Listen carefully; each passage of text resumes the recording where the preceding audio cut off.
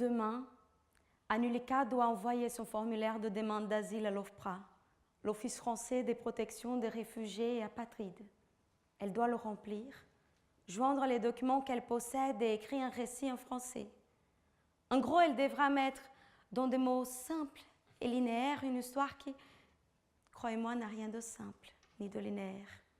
Elle fait partie des 37 000 Érythréens arrivés en Europe l'an dernier, de ceux qui ont survécu à la traversée de la Méditerranée, qui ont fui la dictature et les maltraitances de toutes sortes dans les centres de détention en Libye.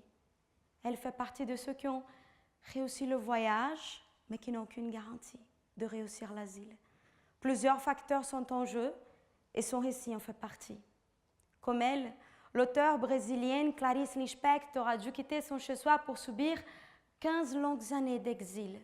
Certes, son voyage ne s'est pas fait du tout dans les mêmes conditions.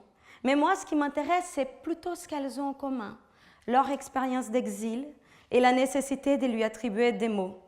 Je me suis donc demandé s'il était possible d'écrire un récit lorsqu'on est confronté au trauma.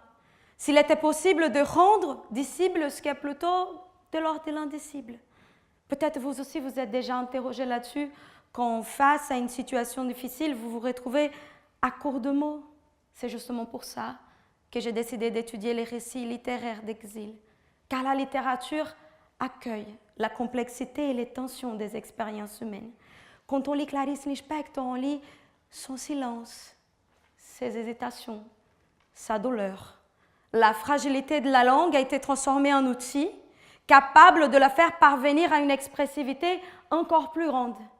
J'ai décidé donc d'étudier les œuvres des auteurs des langues et d'origines différentes qui ont vécu l'expérience de l'exil. J'analyse les éléments thématiques et structuraux qui sont communs dans leurs textes pour m'aider à comprendre ce que c'est un récit d'exil et comment il se configure. Ce travail m'a permis d'identifier chez ces auteurs la présence d'un vide. Non seulement le vide des mots, mais aussi existentiel. Ce vide, je l'approche comme étant lié à un profond sentiment de déracinement. La biographie et la fiction se mêlant ainsi pour former un seul récit.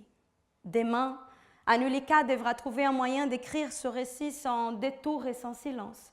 Pour l'État, elle fait juste partie des 37 000 Érythréens. Mais du point de vue de l'humain, son expérience dépasse largement ce chiffre-là. À cette expérience pleine de sens et d'impossible, les auteurs que j'étudie dans ma thèse ont su attribuer des mots qui méritent d'être écoutés.